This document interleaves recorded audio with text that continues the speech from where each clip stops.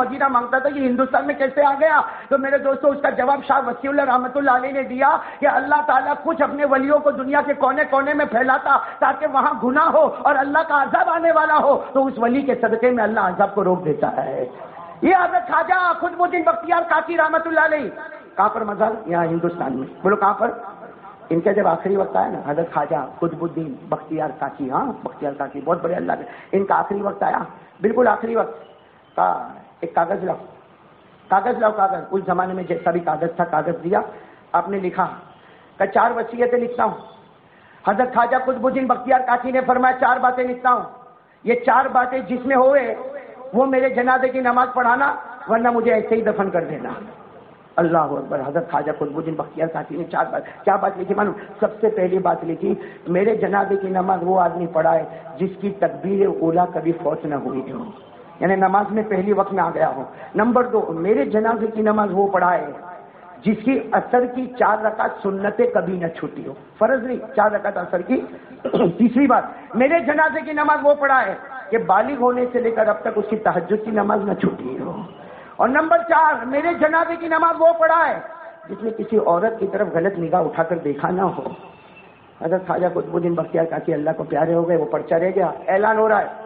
اس وقت لکھا ہے کہ دہلی میں اس وقت 1100 مدرسے چلتے تھے۔ کتنے مدرسے چلتے تھے؟ 1100۔ تو علماء کتنے ہوں گے؟ ارے بولو نا، علماء کتنے ہوں گے؟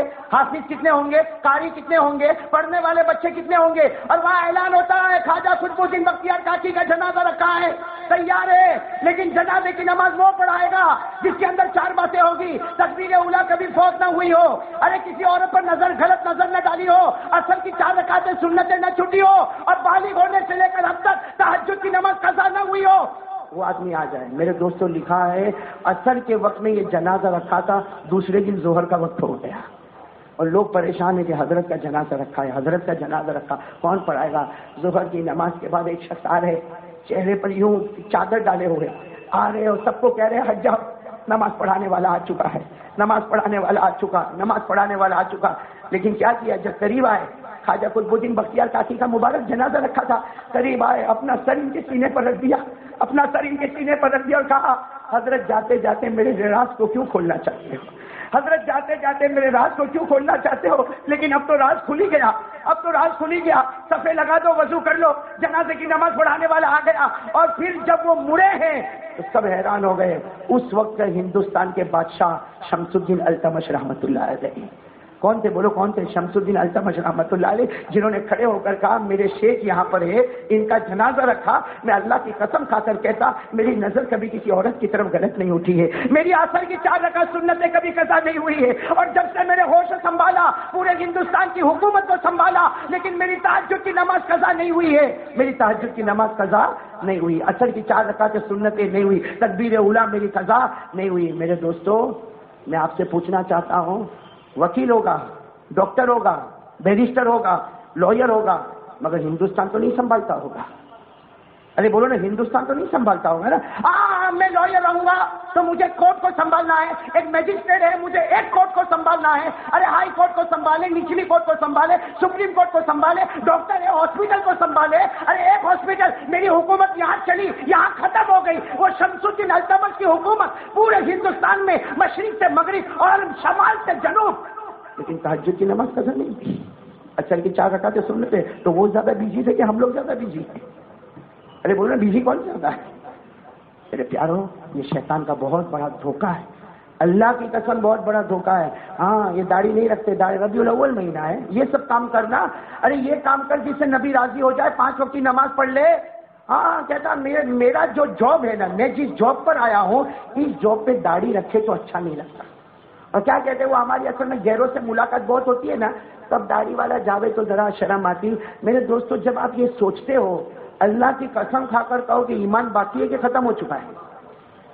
جو یہ سوچتا ہے کہ مجھے غیروں سے ملنا، بھائی میرا جاب بہت اونچا ہے نا، میں بہت بڑا کانٹریکٹر ہوں نا، میرا بلڈنگ کے کنسٹرکشن کا کام ہے نا، تو مجھے ہندو سے بھی ملنا پڑتا، عیسائیوں سے بھی ملنا پڑتا، مجوسیوں سے بھی ملنا پڑتا، مجھے ہزاروں سے پانا پڑتا، اس وقت داڑھی رکھتا تو اچھا نہیں معلوم ہوتا۔ اس کا مطلب ہے زبان سے نہیں، دل سے اس کے چہرے کو تو نے اچھا سمجھا اور میرے محمد کے چہرے کو ہلکا سمجھا، ایمان رہا کہ چلا گیا؟ میرے دوستوں اسی لیے ایمان چلا جاتا ہے پتہ بھی نہیں چلتا، نکاح ٹوٹ جاتے ہیں پتہ نہیں چلتا۔ اللہ میری اور آپ کی حفاظت فرمائے۔ تو ربیع الاول کا مہینہ ختم کر رہا ہوں بات، وقت بھی ہو چکا۔ ایک ہی پیغام دیتا ہے، کون کون اس کے لیے آج نبی کی محبت میں تیار ہے؟ اللہ آپ کو ترقی دے، بولو آمین، بولو آمین۔ اللہ دن دگنی رات چگنی ترقی عطا فرمائے، بولو آمین۔ لیکن سب ہاتھ اوپر اٹھا کر کہہ دو انشاءاللہ، بولو انشاءاللہ، بولو بولو بولو انشاءاللہ۔ آج کی شام ہوگی اور موت کی شام ہوگی، ہماری نماز قضا نہیں ہوگی انشاءاللہ۔ بولو بولو آج کی شام ہوگی، موت کی شام ہوگی، ہماری نماز قضا۔ باقی جو ڈگری آپ کی ہے اللہ اور ترقی عطا فرمائے، میں منع نہیں کرتا۔ میں تو کہتا ہوں یہ یتیم خانے کو جب دیکھتا ہوں نا، اور خود میں اس کی کوشش میں ہوں۔ ہمارا جو موٹی نرولی میں مدرسہ چلتا ہے، ابھی آج سے تقریباً ہمارے جنید بھائی وغیرہ جانتے ہیں، آج 1 مہینے سے اتنی بھاگ دوڑ، حالانکہ ہارٹ کا بھی پرابلم ہے، شوگر بھی ہے، لیکن بھاگ دوڑ صرف اس کی کر رہا ہوں کہ میری ایک کوشش، آپ دعا کریں آج آمین کہہ دیں، اللہ قبول کر لے۔ میری کوشش ہے کہ جیسے وہاں مدرسہ چل رہا ہے الحمدللہ، وہاں حافظ بھی بن رہے، قاری بھی بن رہے، عالم بھی بن رہے، مفتی بھی بن رہے، لیکن ہمیں اس کی فکر ہے کہ ہمارا وہ بچہ جو حافظ بنتا ہو، عالم بنتا ہو، قاری بنتا ہو، مفتی بنتا ہو، وہ دنیا بھی سمجھے، وہ فرسٹ اسٹینڈرڈ کیا ہے، سیکنڈ اسٹینڈرڈ کیا ہے، انگریزی زبان کیا ہے، کرتے کرتے وہ میٹرک پاس ہو جائے، میٹرک پاس ہونے کے بعد کوئی عہدہ ملے، تاکہ نبی کا وہ امتی سامنے آئے کہ ایک ہاتھ میں اگر دنیا ہے اور دوسرے ہاتھ میں دین ہے اور سینے میں محمد الرسول اللہ کا پیار ہے۔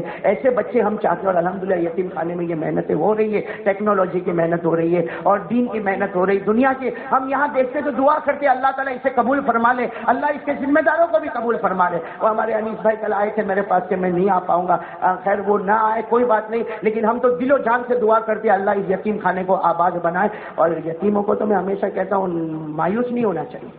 ارے یتیم کو مایوس، بولو بولو ساتھ میں بولو، یتیم کو مایوس، میں تو کہتا ہوں یتیم ہو گیا ٹھیک ہے، غم ہوتا ہے، بات چلا گیا، غم ہوتا ہے، لیکن ایک طرف خوشی ہے، دل کے کونے میں خوشی ہوتی ہے کہ اگر میں یتیم ہوں تو میری ایک بہت بڑی سنت زندہ ہو گئی، اللہ نے میرے نبی کو بھی یتیم ہی پیدا کیا تھا، اللہ نے میرے محمد کو بھی یتیم ہی پیدا کیا تھا، الم یجدک یتیما فآوا۔ خیر میرے پیارے دوستوں، اللہ آپ سب کے آنے کو قبول فرمائے، ہمارے حاجی جمعہ جی کے آنے کو، ہمارے ڈاکٹر رضوان صاحب کے آنے کو، اور ہمارے قاری زبیر صاحب کے آنے کو، اللہ سب کے آنے کو قبول فرمائے۔ تو ابھی سب کی سنتیں باقی ہیں، سب اپنی صفحے بنا لیں تاکہ بالکل سیٹنگ صحیح ہو جائے، ایڈجسٹ ہو جائے۔ ہاں ایک اعلان یہ کرنا ہے کہ کل یہ جو ابھی ہم نے جیسے ربیع الاول پر کچھ باتیں کہی، میں اصل میں یہ چاہ رہا ہوں کہ اللہ کے رسول پاک سے کھڑے رہو، کوئی بات نہیں کھڑے، اللہ کے رسول پاک صلی اللہ علیہ وسلم کی پیدائش کس طرح ہوئی اس کے لیے کل رات کو عشاء کے بعد میٹھی کھاڑی میں، کل رات کو عشاء کے بعد میٹھی کھاڑی میں ہم جمع ہوں گے، جس میں یہ ہوگا کہ اللہ کے رسول کی ولادت کیسے ہوئی، اور پھر منگل کو جنتا نگر میں، جنتا مارکیٹ میں، وہاں بھی ہم آدھی باتیں کریں گے انشاءاللہ۔ اللہ سب کے سنیچر اور منگل دونوں دن جمع ہونے کی توفیق عطا فرمائے۔ خیر کھڑے ہو جائے، سب کھڑے ہو جائے تاکہ جو پیچھے کھڑے ہیں سب کو سنتیں پڑھے، اس کے بعد میں انشاءاللہ خطبہ نماز ہوگا انشاءاللہ۔